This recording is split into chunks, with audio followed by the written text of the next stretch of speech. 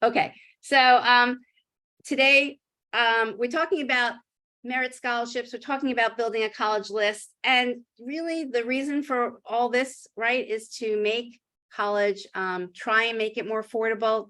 I'm not going to deny anything. College prices are out of control, but if you're that family that's not going to get need-based aid, then the biggest tool that you have in your toolbox to rely on is to find colleges that can offer your student merit scholarships and to reduce what their cost of attendance is. So that's what we're going to talk about today. That was my agenda. We're talking about merit scholarships, and we're also going to talk about the numbers, your numbers, why it's important to know these numbers. And the numbers are related to EFC, which is really going to be changed to something called Student Aid Index, and your college budget. Then we're going to talk about the tips for how you build a balanced college list, and I'm going to show you how College Insights can help with all of this.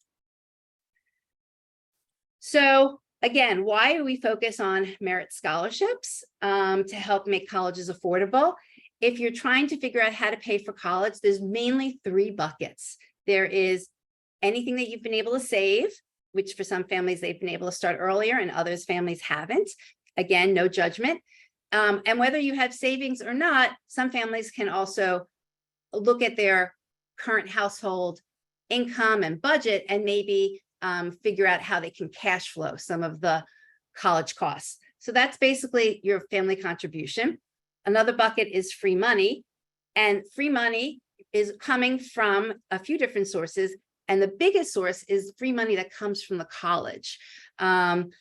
People always talk about private scholarships. Nothing wrong with going after private scholarships, but just if you look at the pure numbers, the number of students who receive private scholarships and the amount of the private scholarships does not help in reducing the college costs as much as the money that colleges themselves provide in the form of either need-based aid or merit scholarships. And then last bucket is borrowed money. If you can't find enough money from your family contribution and you might have still gotten merit scholarships, but there's a gap, then you have to consider whether or not you want to do borrow money either from the federal government or from private lenders.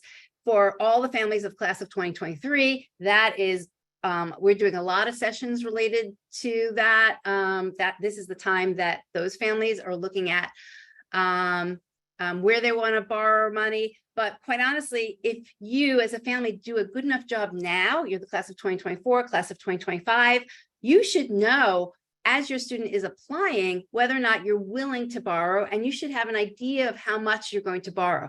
There's too many families now, class of 2023, who are just figuring that out. So, you know, we're here to help with webinars or more, but I really encourage families. These are should not be surprises. You should have an idea, again, of what your willingness is to borrow.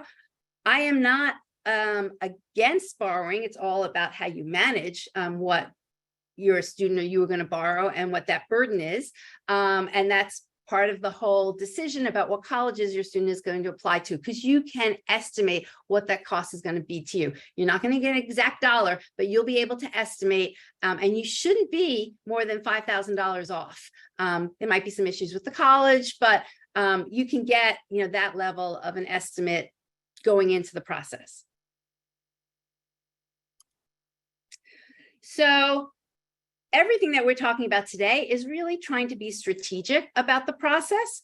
I've focused on the college list so much because to me, it is the pivotal point in the whole process, right? It's the point where the colleges that your student and you decide are on their college list are the colleges that they're going to apply to.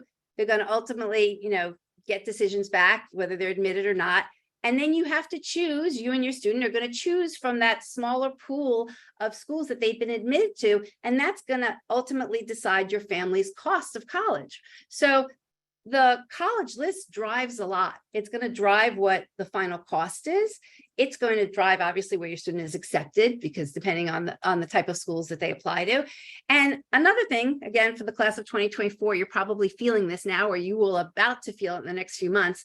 The college list is going to drive how much work your student's going to have to do to complete their application. And the amount of work really relates to essays. Yes, there is a Common App essay, but a lot of colleges have supplemental essays, they have YS essays, they have essays for students applying to honors programs.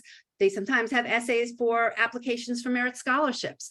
And when you don't always, your student doesn't always know all of what those essays might be, because they don't know if they will be invited to apply to the honors college. They don't know necessarily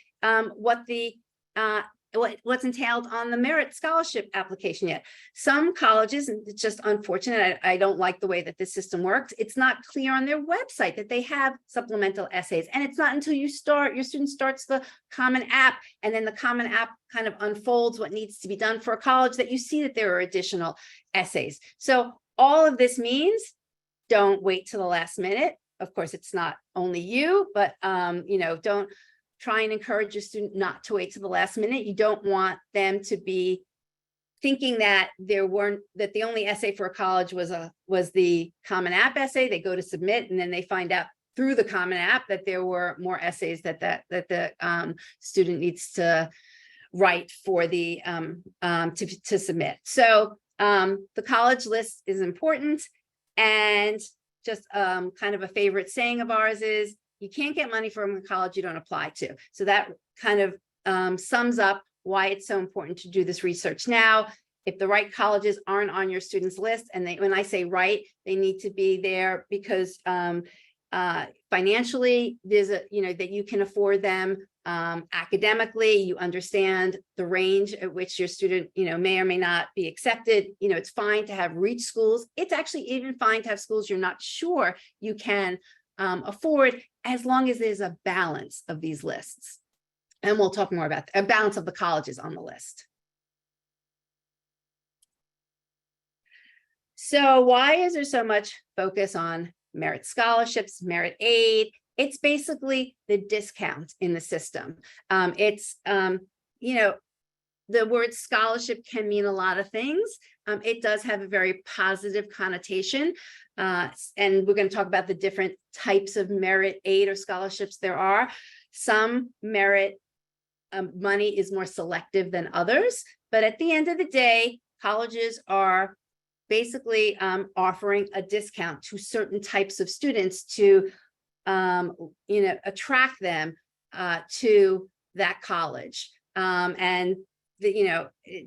Truth be told, they're trying to attract students that are higher up on their academic profile of what that school normally, attracts, and so that they can continue to shift their whole overall stats. So colleges are trying to use discounts, money, scholarships to say to a student that may not necessarily have considered the school, hey, come to us. We know you're a great student, among the types of students that we normally admit, and to make the offer even sweeter, we're going to offer you some money to come to the school. So, in its purest form, that's really what colleges are doing with merit scholarships. The other thing that's actually a pro about merit scholarships, particularly compared to private scholarships, are that most merit scholarships are renewable. So that's why it's also so important to look at merit scholarships while your student is in that high school senior stage, as they're doing applications. The majority, not all, but the majority of money that colleges offer through merit scholarships are given to incoming freshmen. And if your student is offered a merit scholarship, then that merit scholarship is usually renewable for 4 years. So you have to kind of do this upfront work once, and if they're awarded it, they'll have it for every year that they're in college, well, at least 4 years that they're in college. When I say most times it's renewable, there's usually some criteria for making sure that the student meets usually, again, a GPA criteria. When your student is accepted, when they are offered merit scholarships, we'll do sessions at that point to talk about how to look at and evaluate what the criteria is for the renewing of the scholarship. But ultimately, you want to make sure that you and your student are comfortable that they're going to meet whatever the requirements are so that they do have their scholarship renewed every year. The worst situation is that you and your family have sent your student to a particular school, you've chosen that school because it was affordable, because the student got merit scholarships, and then they lose their merit scholarships while they're at school. So that happens. And you just want to try, obviously, and avoid it as much as possible. And then the last point, and I happen to be seeing some conversation on social media about this recently, is you need to keep in mind that tuition is going to increase every year. Cost of attendance is going to increase by some percentage, but merit scholarships don't. So if your college is, if the college offers your student, let's say $20,000, that's a flat $20,000 for throughout 4 years. Still a good amount, but as you're calculating what the total cost might be to go to that college, and which you should be, and you're looking at what 4 years of attending that school is going to be, you need to factor in increases in tuition, probably in the 5% range, or even to be on the real conservative side, 5% of the total cost of attendance. And again, just as you're looking at a 4-year plan, know that merit scholarship money isn't going to increase. So that's just really a note for planning and for estimating. So let me look at a few questions. Judy's asking, renewable, does the initial merit award list the renewable options at the GPA requirement? Is it clearly noted in the offers from the colleges? I will say, I hope so. They should be, but not always. So that's why I start to make people aware that you want to know that there are requirements for merit scholarships. It may not be on whatever it is, the communication that they send to award your student a merit scholarship. They may just focus on whatever the name of the scholarship is, presidential award, and the dollar amount. But this is a question. This is a detail that you need to make sure you know, because almost every scholarship comes with some sort of renewable requirement, whether or not they tell you up front. So if it's not clear in whatever initial communications there is, then it's a perfect and fair question for your student to reach out to the admissions office and ask, what are the requirements for renewing this year after year? What's the average range of merit scholarship amount? Great question. We'll be able to look at that a little bit more in the tool, but I would say actually, the average range is probably $15,000 to $30,000. But your net cost, right, is a combination of what the merit scholarship amount is and the cost of attendance. So the schools that might give smaller merit scholarships amount also might have a lower cost of attendance. So they don't need to give as much merit dollar amount to still be competitive with other schools that have a higher starting price. So it's important to look at the actual dollar amount of the merit scholarship, but also, what's the starting price? What's the cost of attendance that merit scholarship money is being applied against? What about international students? Another great question. We don't have that information in our tool. It's actually on our list. I'm not quite sure if there's a source that we can get it, but we've been talking about it. Schools do give merit scholarships to international school students, but not all schools. So I guess what I would say is, you could do some research. You can see the research you can do in College Insights. You might want to narrow it down just based on schools that your student is interested in, knowing that the school gives merit scholarship, and then reach out to the school and say, do you give merit scholarships to international students? So it's not always clear on a website, but again, that's a question that I would double check with admissions, but you to some extent need to go through the similar process of figuring out what schools offer merit, figuring out what schools your student can get into, and that offer merit, and then ask if they offer it to international students. Okay. So let me see anything else, and then I'll keep moving on. Okay, so somebody's asking what typically determines whether or not you'll get a merit scholarship. We're going to look at that, but really a lot, not all, a lot of merit scholarships are based on where your students' stats, GPA, SAT, fall among the range of students that college normally accepts. And kind of to my earlier comments that colleges are trying to attract a higher, academically oriented student. You're going to want to find schools where your student is in what we call the top range, which is this at or above the 75th percentile of what a school's normal stats are. And then you're going to need to see, okay, my student is at that range. Does that school give merit scholarship money or not? So again, they're giving money to what they would consider the top academic student that they want to attract to the school. Okay. So what are different types of merit scholarships? And I know some people that have started asking about art schools and do they look at different criteria. There's different types of merit scholarships. The categorization that we created here isn't anything official. It's just kind of how we group the different types of merit scholarships that we see colleges tend to offer. So automatic merit aid, and I'm going to show you examples, is usually based on GPA, ACT, SAT scores. It's, a lot of schools are test optional. Not all schools are using SAT, ACT as a criteria. Some schools use it if it's supplied. Some schools actually, though, do ask for an SAT, ACT in order to offer merit. So it varies. Again, this is kind of one of those questions, one of the things to look on the website to confirm. And some schools will just say we're test optional. And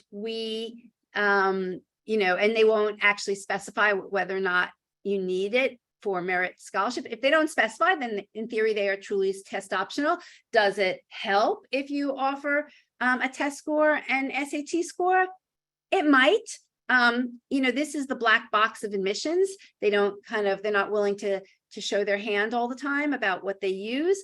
So that would be a judgment call for your student and your family. But quite honestly, in general, if your student has a test score and it's in the 75th percentile or above, which for a school that's going to offer your student merit, you're targeting anyhow, it's only going to most likely help if your student provides that test score because it's already at the high end of their academic range. But that's a decision that your family should make. It also, if a school is truly test optional and your student applies without the test score, they will still get merit.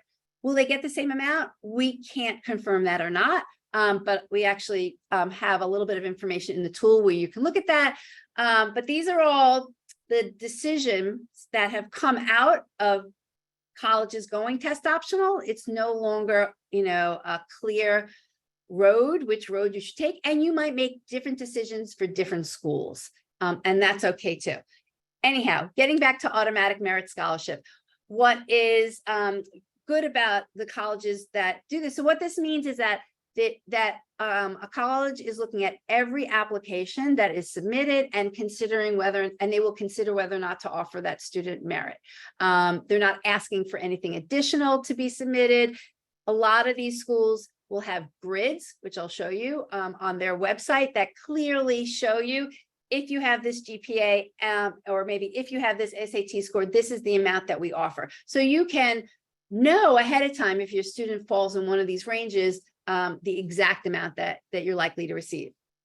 Competitive merit aid is kind of what the name implies, that a student will probably have to supply something else to be considered for merit. That school is not going to look at every student's application and just decide whether or not to offer the merit. They're looking for the student to do something more. The something more is likely that they have to send in an additional application, and that they likely also have to send in an additional essay.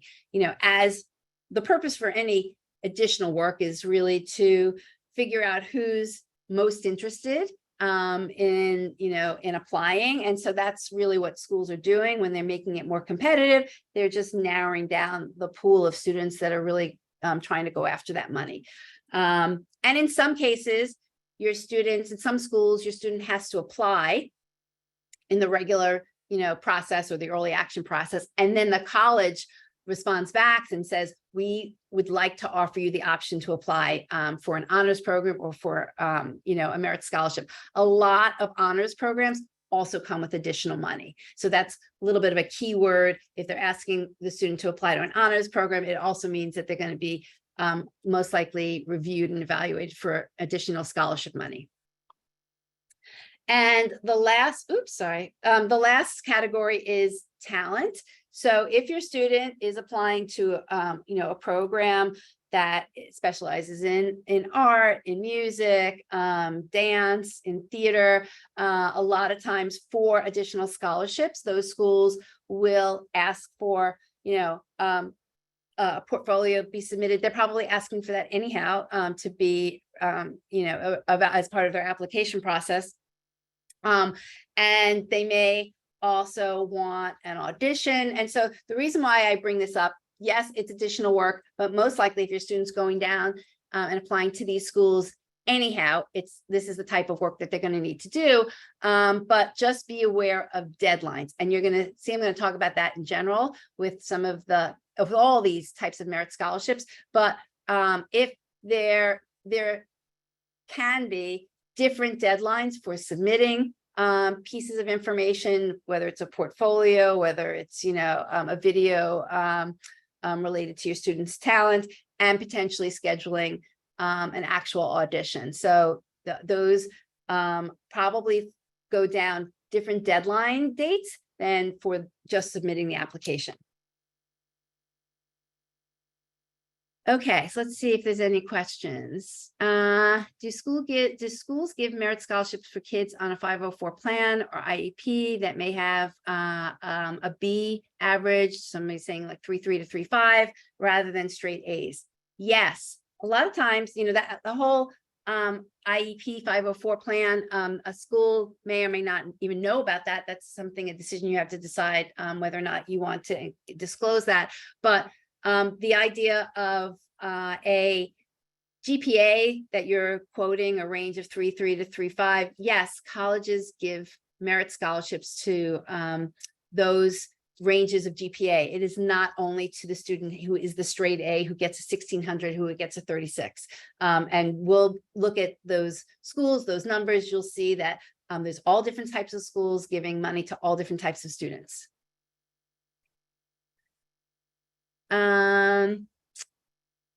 Somebody's asking, can I get the recording in this? Okay.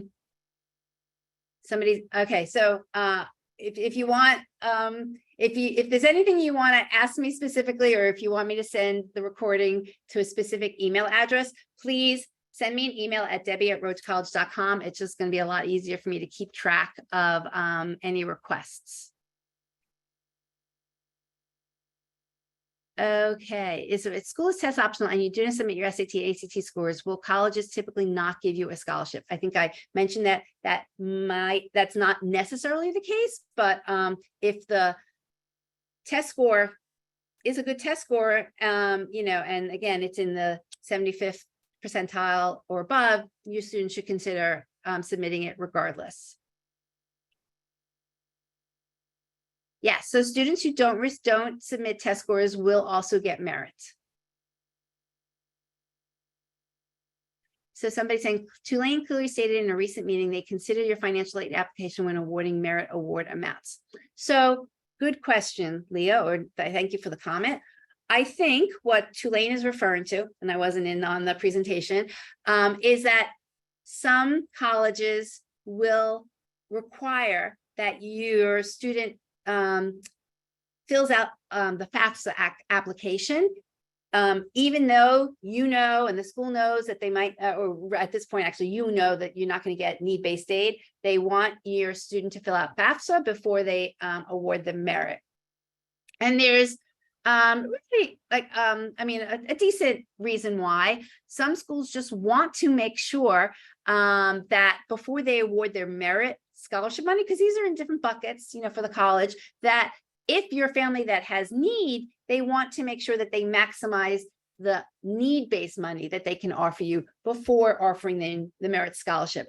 They don't know if you have need unless you fill out the FAFSA. So that's usually the biggest reason why some colleges want students to still fill out the FAFSA, even though they're really only interested in merit scholarships.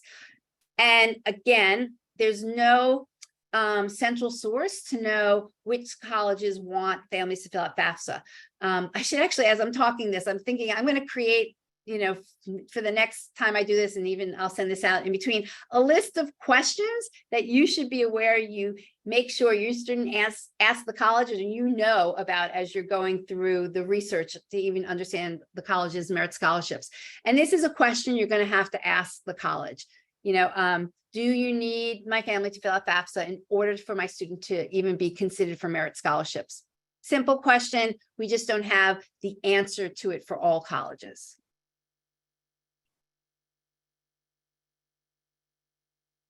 Okay, so let's move on. I know there are more questions. I'll try and get to them, but just want to keep pace with the timing. Let's see what time. Okay, so this is just a quick example of a school that shows their automatic merit scholarships. They have that grid. Schools that have a grid, a chart, we love them. They're being transparent. They're showing you this is the criteria we use. This is the amount you're going to receive. Just kind of for fun, because I've been tracking this for a few years. I'm showing this for this school, Miami University in Ohio, showing their chart or their grid for the past few years, because the point is that it changes. So this is the college's rights. It's they're making their criteria to give away their money. Just keep that in mind. This is their money. So they can in some ways make up whatever requirement they want, because it's the institutional money. It's not federal grants. They don't have to go by anything that the government tells them to. They're making the decision how to offer, money that is the college's, some either from their endowment or is put aside especially for recruitment and enrollment. So they're making these decisions, and they aren't making them willy-nilly. They're making them strategically. They spend a lot of time deciding what this criteria is. They do modeling. They work with consultants. They look at past history and basically past performance. They're trying to figure out what's the dollar amount I need to offer, family X, Y, and Z to make it enticing enough for that family with that student's academic profile to want to come.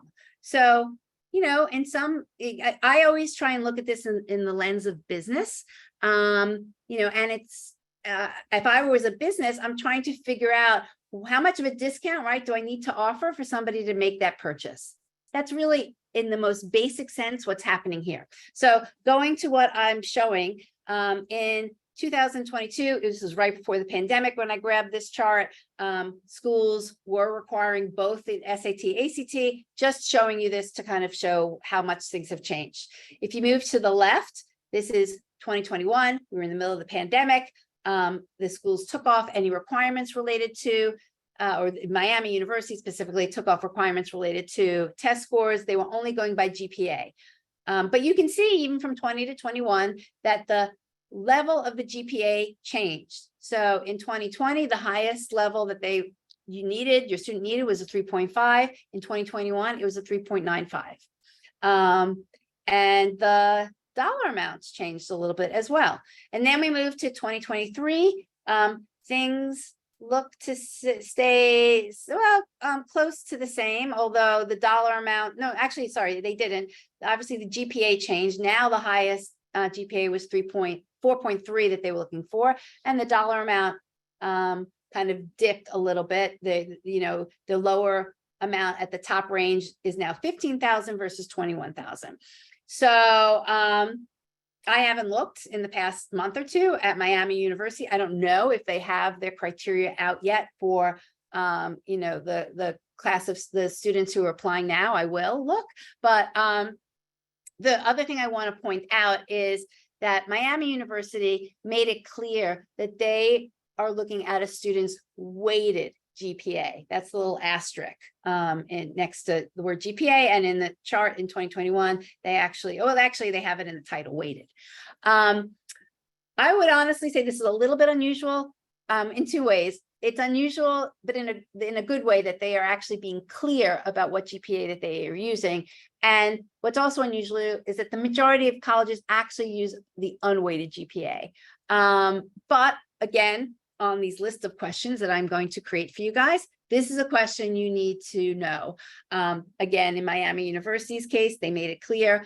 I will say that 90% of colleges will not make it clear. They will just say GPA. They won't say, are they using weighted GPA or unweighted GPA?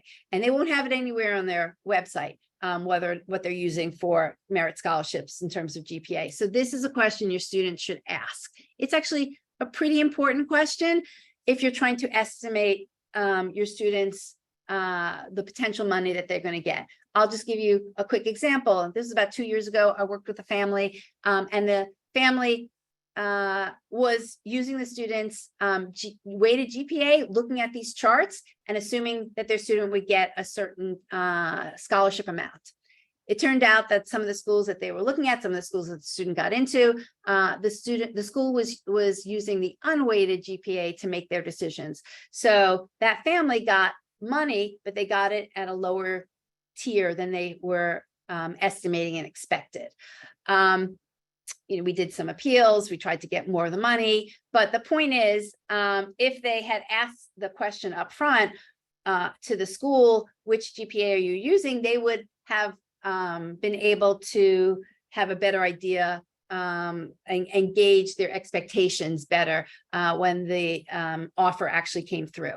So good lessons here to know whether it's unweighted or weighted GPA, and to look at what grids, if colleges have the grids on their websites or not. So I'm just glancing because I see it as a good question. Do sports fall under merit aid? No, mostly no. If you're looking at traditional, athletic scholarships, the only case where it does is for if your student is applying to a Division III school, they don't give athletic scholarships. A lot of times those schools for athletes are looking for a student who has the athletic ability to be on a team and also has the grades to be offered a scholarship. So that's the best combination if your student is going for D3. And then what's also great about that combination is your student will have, if they're offered a merit scholarship and can play on the team, they will have that merit scholarship for the 4 years, regardless of what happens to their team and whether or not they continue to be on the team or not. So, which obviously is completely different for a pure athletic scholarship. If a student drops out, gets hurt, they lose the athletic scholarship.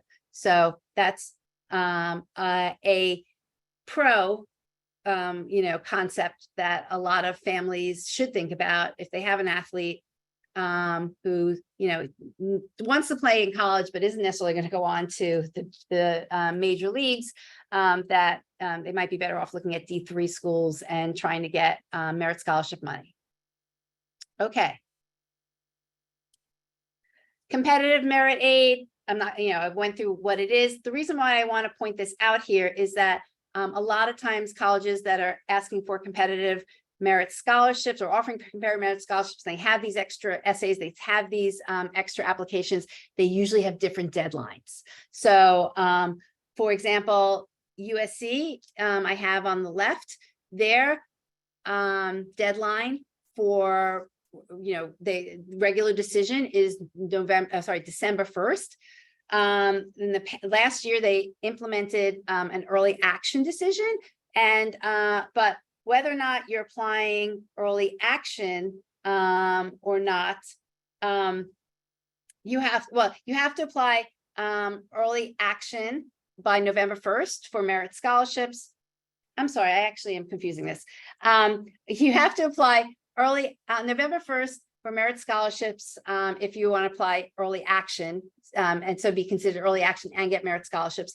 And if you are applying regular decision at USC, their deadline is January 1st, but the deadline for merit scholarships is December 1st. So the point of the example is there could be different deadlines. Even if your student is applying regular decisions, some schools want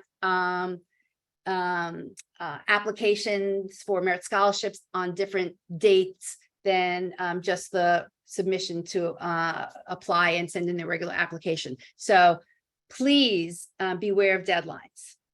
The same thing for BU, which is on the right. Their deadline is for merit scholarships is December 1st, and that's not their deadline for just applying for regular decision.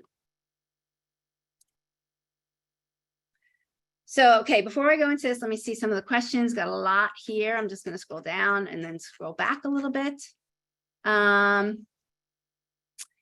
Is a student more or less likely to get merit money when applying ED versus ED meaning early decision versus regular decision? It's a really good question. So a lot of schools that offer ED, early decision, not all schools, but a lot of schools that offer early decision tend not to be schools that also offer merit. They tend to be the more elite, very selective schools, which are only offering need-based aid. But there are still a group of schools that offer early decision and offer merit. The bottom line is, if your student is if you as a family are willing to have your student apply early decision, you need to do the net price calculator on the school's website, and you need to be very comfortable that whatever that net price calculator tells you, whatever that number is, again, maybe within even 5,000 more of that number, that you're willing to pay it. So early decision, some schools, may still give out merit, but again, think about it from a business standpoint.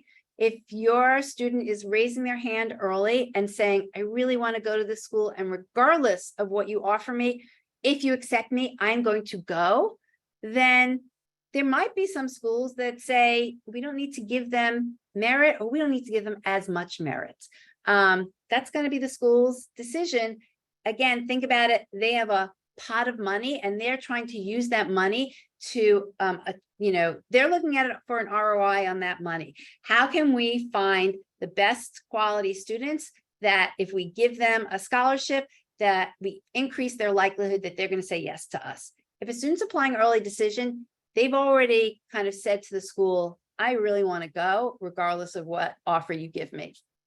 So it's not a black or white answer of whether a school gives merit money to early decision or not. Some schools still will, but the bigger decision is run the net price calculator at any school your student is considering applying early decision. You need to be 100% comfortable that you can pay that price. And again, even consider it $5,000 higher. And then that's the decision about whether or not your student can apply.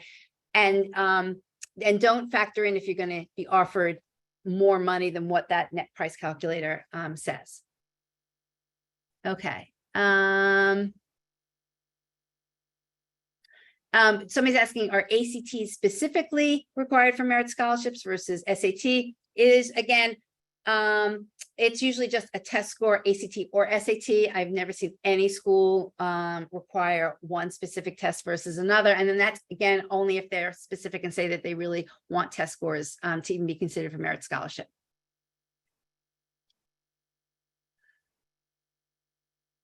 Is there an equal chance for merit aid from a state school for in-state and out-of-state students, or do they favor in-state students? Another really good question. Honestly, usually if a state school is offering merit, they may offer more to an out-of-state student because the out-of-state tuition is higher. I haven't looked at it specifically.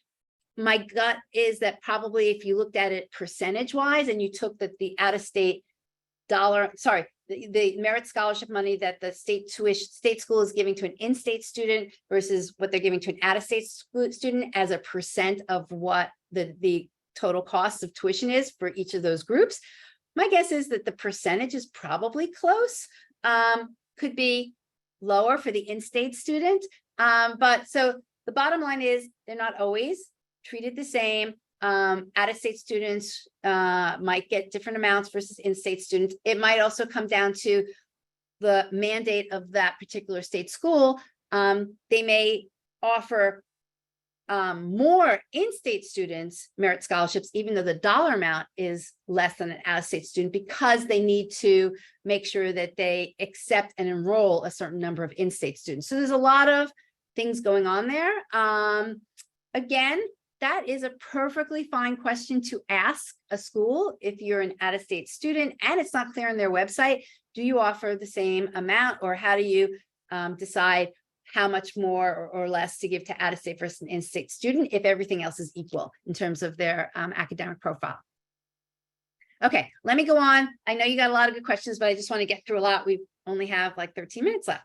So this is quickly, I mentioned you want to know your numbers, right? So your numbers that you need to keep in mind are, well, the cost of attendance from the college, right? That's the starting point. That's the full cost of what it's gonna, the college is gonna cost you if you don't get any merit scholarship money and you don't get any aid.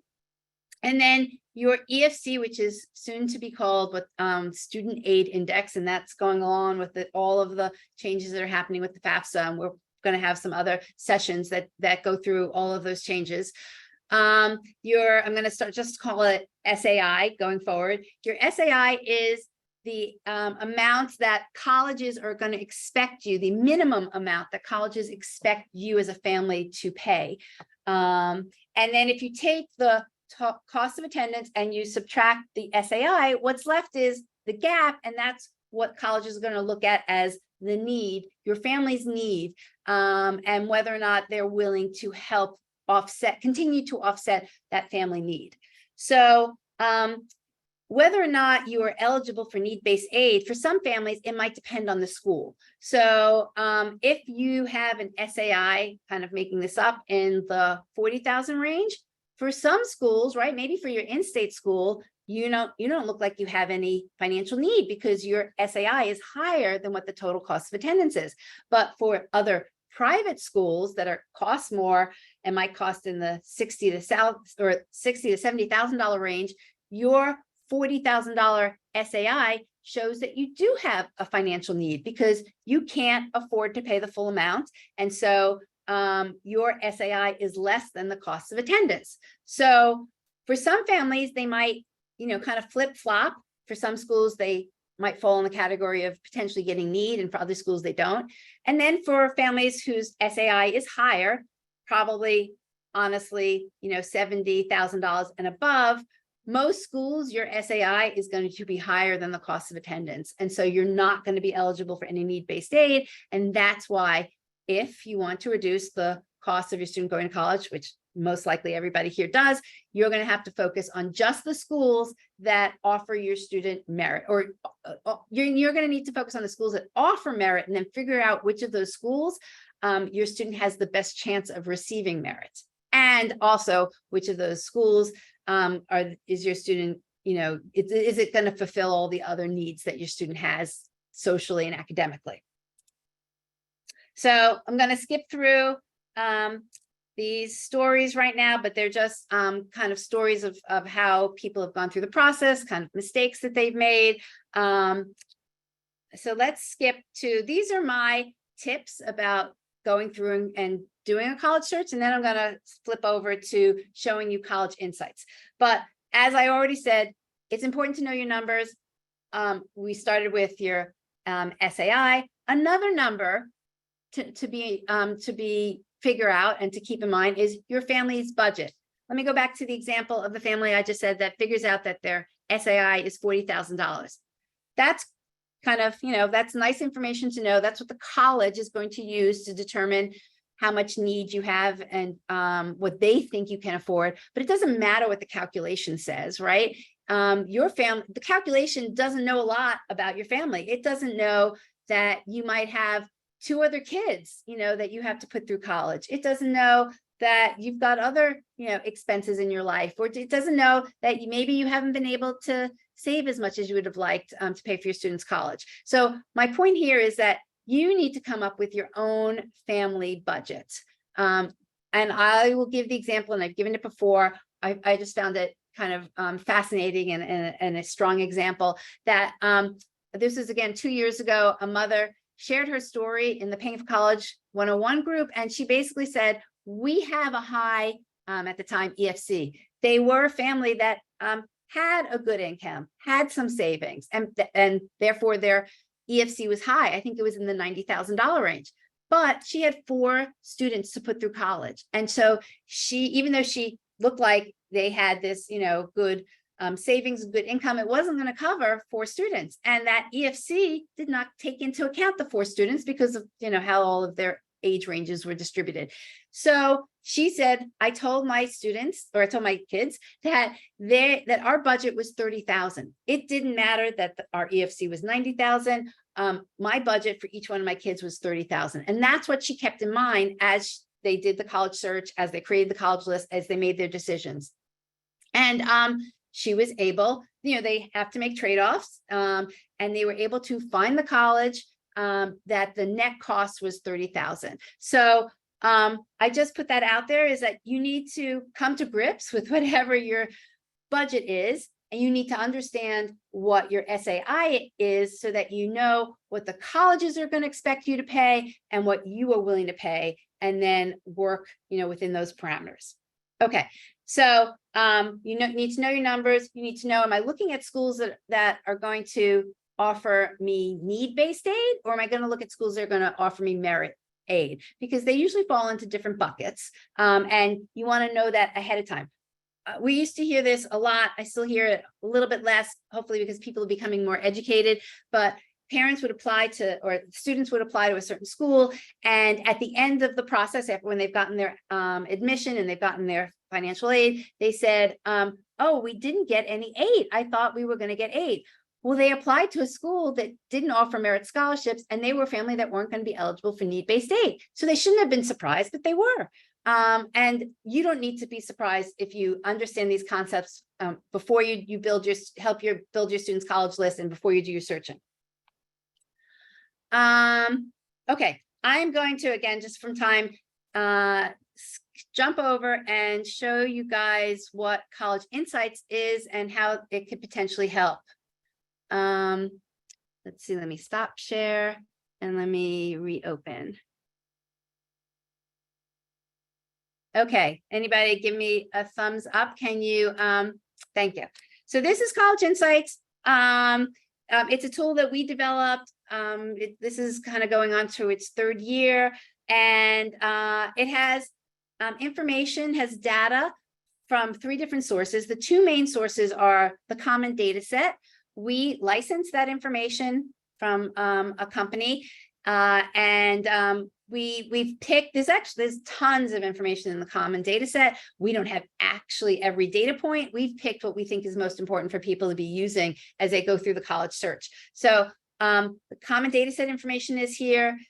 We have a little bit of information from the government that the Common Data Set doesn't provide. And then the 3rd source is we have what we call crowdsourced offers. So actually, for more than 3 years, probably 5 years, we've been asking our community and families to share with us what offers they actually get from colleges. So the college, through the Common Data Set, through the government, might say, oh, on average, we offer $30,000. And that could be true, but in some cases, they're offering more than $30,000, and in some cases, they're offering less. That's why it's an average. And when families share with us their actual offers, we get to see, how much specifically did that college offer a student. We also get to see the student's profile. So what stats did that student have? Did that student submit their SAT scores or not?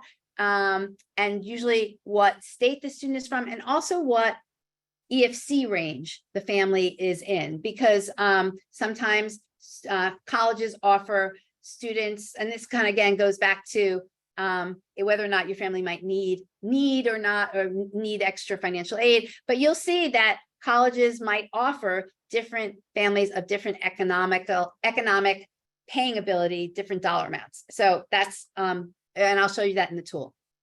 So when I'm signing in, because obviously I have an account, if you do this, you can create a free account. If you just press get started, you'll be able to look up individual colleges. You'll be able to we have a power search area. You'll be able to do a power search like up to 5 different times. You'll be able to save a limited list of colleges. So it gives you the taste of what the tool does. It doesn't give you access to all the information, but you'll get an idea. And then there's a monthly fee of $24.99. There's a lot of families, and I'm perfectly okay with this, that might use it for a month. What? Oops. I don't know. It's some kind of CD, honey. Oops, sorry. So families might use it for a month or two, do all of their research, which is fine, and then say, we don't need it anymore. Other families use it because they're storing all their college list information in here. They write notes. That's fine too. And then we also have a annual program, which really brings the cost down low. If you sign up for that, it's $14.99 a month. So sometimes people just take that and they kind of use it as a no-brainer and kind of say, I'm going to do my research whenever I need to, and then I can store all my information in here, and then I know I have it for a year. And anyway, any combination is fine. So let me go in and show you. Oops, sorry, wait, I'm in the wrong.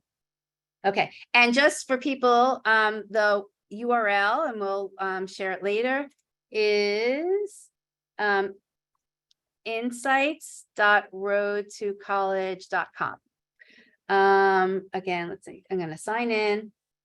I sign in with Google. You can sign in with an email address and a specific password. Ignore this. I'm signing because I'm just an admin, so it brings me to this, but it will bring you to a page. If it's a free account, it will bring you to a page where you just have to fill in some profile information. If you already have an account, it will bring you to this page. So here you can search by specific college. Sometimes people have ideas that they want to look at individual colleges. That's great. You can do that here. If you fill in your profile information, which is over here, which is, it just asks what state you're in, what your college budget is. It asks what your EFC is. If you figured it out, these are not mandatory pieces of information. It asks, are there any potential majors your student is interested in, what your household income is, anything related to GPA. Anyhow, so it basically asks some profile information. If you fill that out, let me go back.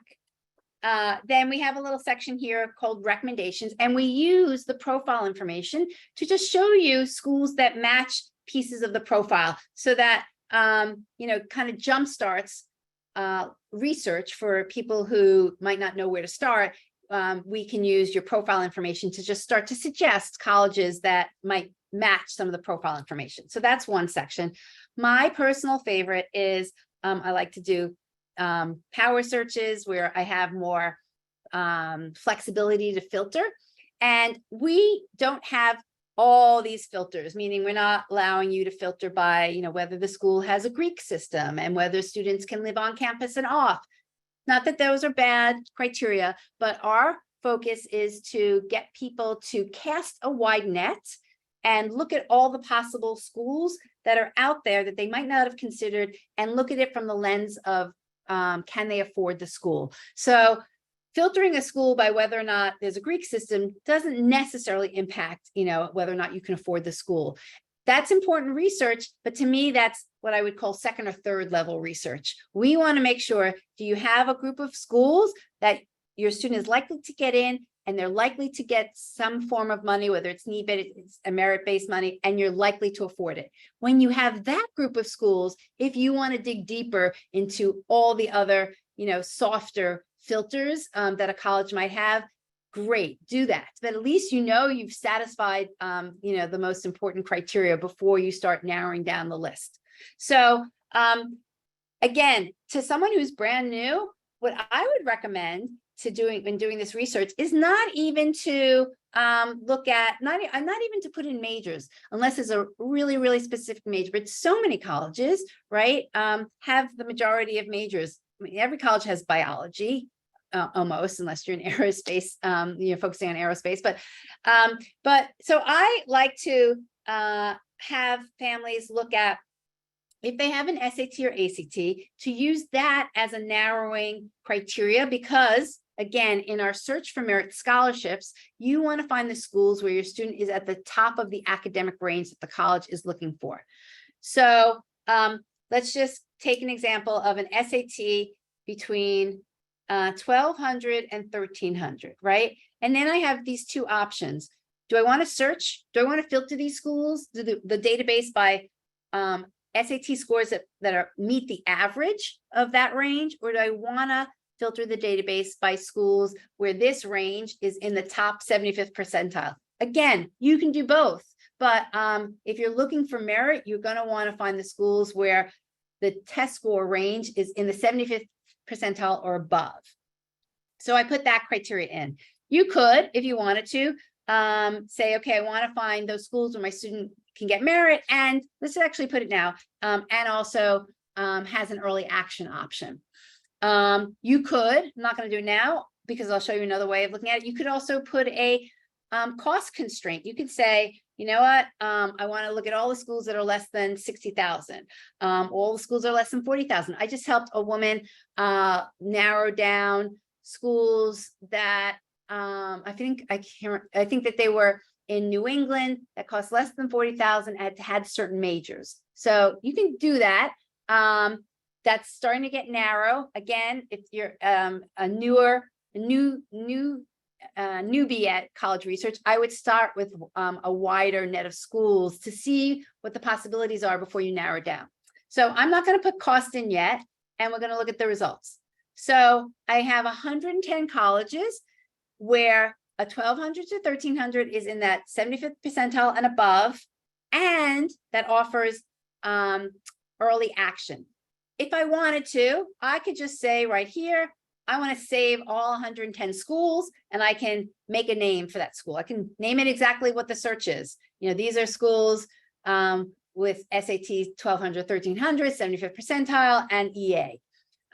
Or I can use the sorting function, and I could start to narrow the list down here, and then move it to another section, which I'll show you, which has all the detail that you're going to want. But let's just sort by, I know that all of these schools have an early action deadline, but let's sort by cost. Actually, yeah, sorry, no, let's sort by average merit aid. So now what pops up in the thumbnail is the average merit amount for this school, and it automatically puts it in the highest to lowest amounts. So again, for this criteria, school SAT score of 1,200 to 1,300 has an early action deadline. Albion in Michigan is offering the most merit of $39,000, almost $40,000. And so you know now that your student has a really good likelihood of getting into Albion, has an extreme likelihood of getting money from Albion, and you can now estimate what your net cost might be. And we'll click in and see that, oops, sorry, here it is, financial information. Albion's private cost of attendance is $67,000. We saw, let's just round it up, that they were giving merit of $40,000. That was average merit. And so that you can now estimate that this school will probably cost you around $38,000. Another way of looking at some of this information, here's the crowdsource information that I mentioned. So for Albion, unfortunately for this past year so far, we only have 2 people that submitted it, but you can see that the merit scholarship is in that dollar range that the school said that they were offering. So that's comforting to know. You can also see that one student had 1180, slightly below that 1,200 that we were starting with, and they got a very good merit amount. And one student didn't supply any test scores, and they only had a GPA, and then they also got a very decent amount of merit money.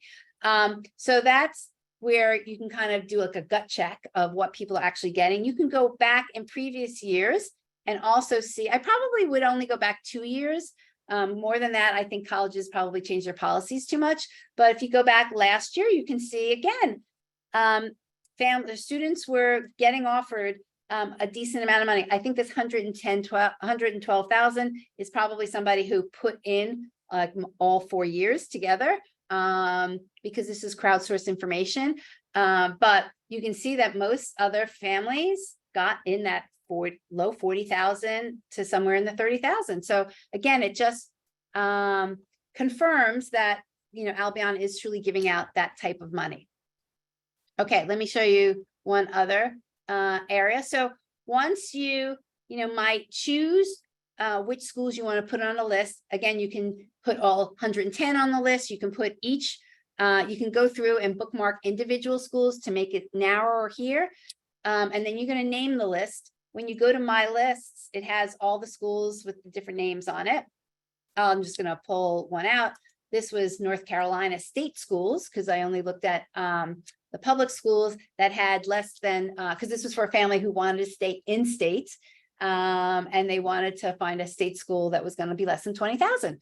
So this was the list. You can, now you have this table view, which has a lot more information, and you can pick what group of data you want to look at.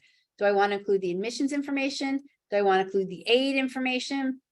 Or do I want to include the financial information? And I'll quickly scroll through some of this.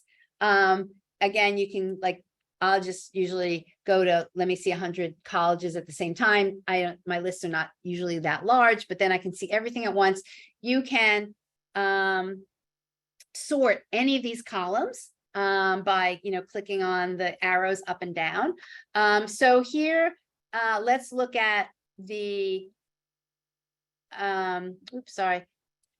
the admit rates for some of these schools, right? And so, or let's look at, so I can click on that column and see that, and let's go it. So for this particular criteria, these schools have pretty high admit rates. Again, they're North Carolina state schools. They're less than $20,000, but it just gives me an idea of what their numbers are. I can flip over and scroll through, and it will have the deadlines of when applications need to be sent in. And then again, looking at the average merit amount, let's sort this column. These are state schools, so they're not going to have as high of merit dollar amounts as a private college. But, I can now get an idea. These state schools are giving between $3,000 and $8,000. I can scroll and see that the in-state cost, first of all, we started knowing that the in-state cost was less than 20,000. And now if I subtract 8,000 from this 14,000, there's a potential that this student can go to, let's say North Carolina Central University for close to $10,000. These are very low numbers for a particular state and a particular student, but I'm just giving you the quick math and analysis that I would do looking at all of this data. You can add a note for your list if you want to just kind of remember something about how you did this search. You can also add a note for a particular school. So, this is the note for North Carolina Central University. I might add this as I'm doing my research. I might create a note as I'm going on a tour to kind of keep all my information in one place. College Insights is mobile friendly, so you can pull this up and add a note through your phone. The only thing that's not mobile friendly right now is this table view. It's just too much information. You can't see it on your phone. You can see it when you come to laptop. So I hope that this gives you a quick view of what's in here. One other quick thing I'll show you is we have a calendar, which, if you go to and you look at like senior year, it just gives you idea of the things you should be doing. A lot of your families know this, but we also kind of break it out to, is this something a parent should be doing? Is this something the student should be doing? Is this something you need to do together with your student? It becomes a family responsibility. And then the last thing I just want to show is you can also get to a lot of our content.